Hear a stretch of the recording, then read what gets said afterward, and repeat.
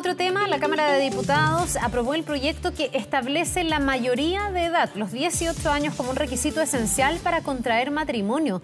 La iniciativa que modifica la ley de matrimonio civil fue despachada al Senado. Vamos a profundizar en este tema, en este proyecto de ley. Estamos para esto con la subsecretaria de la Niñez, Rocío Faúndez. Muchísimas gracias, subsecretaria, por estar con nosotros y bienvenida. Hola Carla, muchas gracias por la invitación. Creo que mucha gente puede escuchar el enunciado de esta entrevista y decir, ¿para qué van a regular esto si es obvio que la gente se casa después de los 18 años? Pero eso no es así. Y pese a lo que uno pensaría, hay niños, en el fondo, que contraen matrimonio. Niños, si tomamos la Convención de los Derechos de los Niños, que dice que todo menor de 18 años es niño. A ver si nos puede contar un poquitito cuál es el escenario actual y por qué es necesario un proyecto de ley de estas características. Mira, justamente yo creo que cuando uno le hablan de matrimonio infantil o matrimonio adolescente, uno piensa en otras culturas, en otros países, y no nos imaginamos que en Chile, año 2022, se trata de situaciones que ocurren. Si bien ha ido disminuyendo la cantidad de personas que se casan sin ser mayores de edad, en este momento la ley sigue permitiendo que personas entre 16 y 18 se casen con consentimiento de sus padres, lo cual es bien paradojal porque se estima entonces que esa persona está lista para asumir un contrato de la calidad de un matrimonio, pero necesita consentimiento de un adulto. Ahora, uno podría imaginarse que son pololos adolescentes que están enamorados y desean casarse, pero la evidencia en Chile muestra que, así como en el mundo, solo un quinto de los adolescentes que se casan son niños, hombres, y por lo tanto hay un componente de género importante. En Chile también, entre el 2018 y el 2020 se casaron 135 personas adolescentes y de ellas el promedio de edad de las mujeres era 16 años y el promedio de edad de los hombres era 23, pero llegaba hasta los 38, es decir, hasta 20 años más que la edad de la contrayente. Por lo tanto, efectivamente, es una situación que tiene un componente de género, son resabios culturales que todavía persisten en nuestra sociedad. Claramente era algo que ocurría mucho más antiguamente, si uno piensa en las abuelas de uno, a qué edad se casaron, cuántos hijos tuvieron, etcétera. Pero es algo que como sociedad ha ido modificándose y que hoy día es necesario cambiar legalmente también. El acuerdo de unión civil, que es la última normativa que se promulgó en esta misma línea, ya establecía los 18 años. Entonces, era razonable, y podemos conversar también de otros motivos por los cuales era necesario que el Estado de Chile se pusiera al día con esta materia. Déjeme dejar de lado mi opinión personal para ir al argumento que a lo mejor podrían esbozar algunos para defender la posibilidad de que exista el matrimonio en aquellos que tienen menos de 18 años, claro, por costumbre, porque esto antes se hacía, porque nuestras abuelas se casaban, no sé, desde los 14 años uno conoce historia. Hay algunos que dicen, bueno, ¿cuál es el argumento en el fondo para a una niña de 16 años, de 17, prohibirle el que se casen? ¿Cuál es la respuesta en ese caso? Mira, la Convención de Derechos del Niño que Chile ratificó en 1990, hace más de 30 años, y la Ley de Garantías de la Niñez que tenemos publicada desde el 15 de marzo, dicen que es necesario garantizar el derecho de niños, niñas y adolescentes a una vida libre de violencia. Y si bien el matrimonio no es violencia en sí mismo, sí el Comité de Derechos del Niño ha dicho que permitir el matrimonio infantil o adolescente es una práctica nociva, es decir, es una práctica que puede permitir violencia y vulneraciones de derechos. En general, la UNICEF en sus estudios ha encontrado que las chicas que se casan adolescentes quedan más propensas a sufrir violencia de género en la pareja, son más propensas a abandonar la escolaridad y no terminar de estudiar. Entonces, el Comité de Derechos del Niño, en los últimos informes periódicos al Estado de Chile, le señaló como un tema importante que tenía que eliminar esta práctica nociva, en el entendido de que necesitamos dejar de poner en riesgo a esas chicas y protegerlas activamente. Además que uno entiende que mantener relaciones con personas menores de 18 años puede ser considerado un delito, ¿no? No sé si ahí el matrimonio o esa figura podría servir, digamos, para legalizar una relación que sin esa figura puede ser cuestionada desde el punto de vista legal. Así es, y además culturalmente es una señal confusa, porque si efectivamente no es lícito, no es legal que un adulto tenga una relación romántica y sexual con una persona menor de edad, pero si se casan se legitima, es una señal confusa. Entonces es muy importante aclararlo. Conversamos ayer en la Cámara de Diputados porque algunos diputados planteaban, bueno, ¿por qué deberían poder votar los adolescentes y no se van a poder casar? Pongamos una línea clara. Y ahí es muy importante entender que la autonomía progresiva, esta idea de que niños, niñas y adolescentes a medida que van creciendo van pudiendo tomar decisiones y el rol desde el mundo adulto es generar condiciones para que lo hagan de manera segura. Nunca ejercer la autonomía progresiva debería ponerte en riesgo. Entonces, por poner el ejemplo de la votación, sin pronunciarnos sobre el fondo del asunto, eso no te pone en riesgo, pero casarte siendo menor de edad, hay mucha evidencia que muestra que sí te pone en riesgo y por lo tanto necesitamos regularlo. Hay aquí algunos parlamentarios que dijeron que esto era un atentado a la institución del matrimonio y algunos también ligaron esto al embarazo adolescente, el embarazo juvenil, no sé, ponerse los zapatos de una niña de 16 años que queda embarazada y que a lo mejor por presión social o por voluntad quisiera formalizar el vínculo para darle protección. Esto también es bien discutible, pero estoy tratando de ponerme en la cabeza de esos parlamentarios, darle protección a esa guaguita que está por nacer. ¿Cuánto recogen ese argumento? ¿Qué tan disparatado no le parece? Porque hay parlamentarios que lo plantearon, entiendo, en la tramitación. Sí, yo creo que ese es un argumento del que hay que hacerse cargo porque también puede haber muchas personas o familias que escuchen esta discusión y piensen exactamente lo mismo. Entonces creo que como sociedad el embarazo adolescente es efectivamente un problema.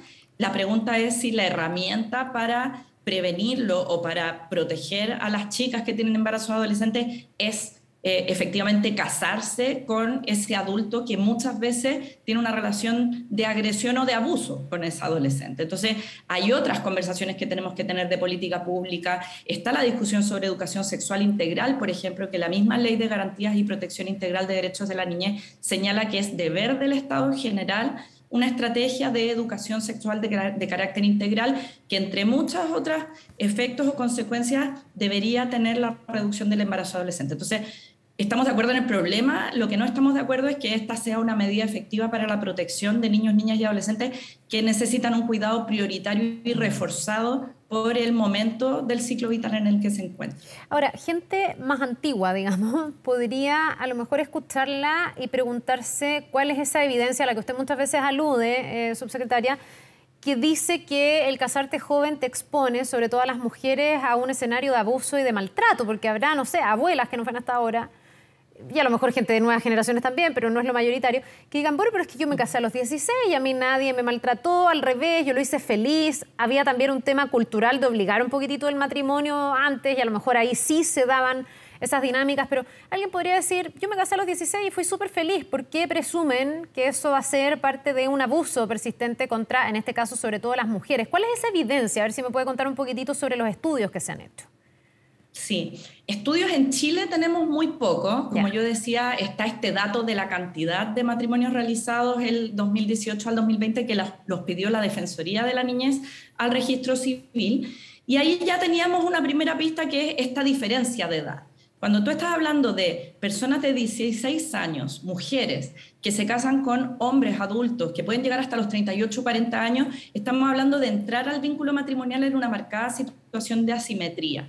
Y la evidencia a la que yo aludía es más bien de carácter internacional. Entonces, yo señalaba que, por ejemplo, la UNICEF ha encontrado que es muy común que las chicas que se casan siendo adolescentes entren en relaciones o perpetúen a través del matrimonio relaciones de carácter abusivo en muchas regiones de nuestro país, y ayer recibíamos muchas señales en ese sentido desde equipos que trabajan en regiones que te decían, yo veo mucho todavía en familias en sectores rurales donde se obliga a las chicas a casarse por estar embarazadas, a veces de tíos, a veces de vecinos. Entonces justamente se produce esto que hablábamos un poco antes de legitimar o validar situaciones que de suyo son problemáticas en el momento social en el que estamos hoy día, que quizás hace 40, 50, 60 años habían situaciones como el abuso sexual infantil que estaban súper normalizadas, o la violencia contra niños, niñas y adolescentes, o la misma violencia de género, que es posible que nuestras abuelas vivieran sin nombrarla como tal, ¿verdad? Claro. Pero el no poder tomar decisiones por sí mismas o depender absolutamente de su esposo por no tener independencia económica, visto bajo el prisma de hoy, efectivamente son situaciones de violencia de género. Tenemos otra situación, por ejemplo, que hoy día se está regulando en el Congreso, que es la explotación sexual comercial de niños, niñas y adolescentes.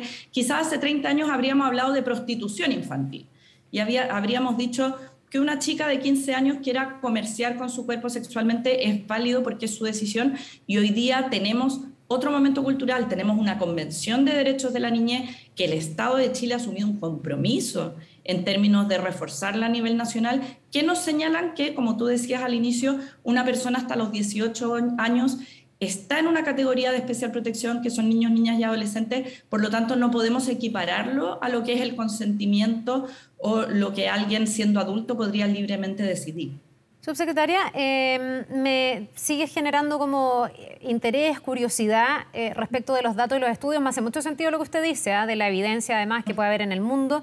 Usted me da datos de cuántas personas o adolescentes en este caso se casaron, que fueron 135. Yo no sé si solo se tiene el número o se pudo indagar en las motivaciones o en las realidades que hay detrás de esos matrimonios. Si efectivamente se da, por lo que usted dice, que son, no sé, chicas que quedaron embarazadas y encontraron ahí una manera de, no sé, institucionalizar esa situación, si son, no sé, niñas que se sienten enamoradas y creen estar tomando, o de verdad lo sienten, o de verdad tienen la convicción de que esa es una buena decisión para su vida. ¿Se llega a indagar así como cualitativamente en cada caso o no tenemos ese feedback? No tenemos esa investigación cualitativa, básicamente porque acá, como yo decía, el Comité de Derechos de la Niñez el 2015 al Estado de Chile, así como otros organismos, pero voy a mencionar el que a mí como subsecretaria más me compete, le señala al Estado de Chile que esta es una práctica nociva y que es necesario corregirla. Y respecto del tema de las motivaciones o las causas individuales que uno podría establecer, el sentido de la legislación y de la política pública siempre es apuntar a la tendencia, claro, más que a causas específicas. No, yo lo digo por lo interesante de conocer las historias. 135 efectivamente esté en una relación donde no hay asimetría, donde se está casando con una persona de una edad cercana a la de ella, pero el dato de la edad, aunque uno pueda decir como es un dato solo cuantitativo, te da señales claras en términos de que es una relación que no sería lícita sin matrimonio, pero es una relación que el matrimonio transforma en algo legítimo artificialmente. No, se me queda súper claro el punto, si es solo porque sería como interesante entender el fenómeno que hay detrás de cada una de estas parejas finalmente que se casan, me imagino por diversas razones, tan chicos, en un momento además donde en el general el matrimonio es algo que o ya no es opción o pasa mucho más tarde. Entonces hay como una cosa media contracultural incluso que a uno le llama la atención y que puede tener gran parte de su explicación en lo que usted obviamente nos está diciendo y los estudios que hay en el mundo. Le quería preguntar por el trámite parlamentario, hoy día en qué fase estamos y cuándo esto ya debería convertirse en ley de la República. Más allá de que hay estos parlamentarios que han esbozado estas reticencias, entiendo que es bastante mayoritaria la mirada de hacer que esto avance, ¿no? Sí, así es. Hay un acuerdo bastante transversal y creo que eso es muy coherente con el camino que el Estado de Chile ha venido recorriendo en las últimas décadas respecto de los derechos de la niñez, quizás no tan rápido como hubiéramos querido, pero de manera bien consistente. Entonces, el proyecto fue presentado por una moción de un grupo de parlamentarias bastante transversal también a fines del año pasado, después de darse a conocer un estudio de la Defensoría de la Niñez. Y lo que hicimos nosotros desde el Ejecutivo fue ponerle suma urgencia, dada la transversalidad que detectábamos respecto del proyecto de ley, dado que no genera gastos para el Estado y además porque la próxima semana nos toca ir a Ginebra a tener un diálogo constructivo con el Comité de Derechos de la Niñez respecto de las acciones que hemos tomado desde la última vez que nos hicieron observaciones, y es una muy buena noticia poder ir y señalar que este proceso está avanzando en la tramitación legislativa. Entonces, lo discutió la Comisión de Familia. Tuvimos hartas conversaciones con la Comisión de Familia para abordar las preocupaciones, reticencias y las distintas informaciones que eran necesarias para que ellos pudieran decidir en profundidad. Ayer la Sala lo discutió y lo aprobó y ahora pasa al Senado. Entonces, el proyecto va a seguir con urgencia y lo que nosotros esperamos es que efectivamente podamos contar muy pronto con esta regulación y luego, a partir de las indicaciones, también hacer los ajustes a los cuerpos normativos correspondientes, al Código Civil, etc. Bien, pues le queremos agradecer, subsecretaria de la Niñez, Rocío Faúndez, súper interesante este tema, yo creo que es sorprendente para muchos, así que le agradecemos por habernos contado y explicado un poquitito más. Que le vaya muy bien, que tenga un buen día. Muchas gracias, hasta pronto. Nos vemos.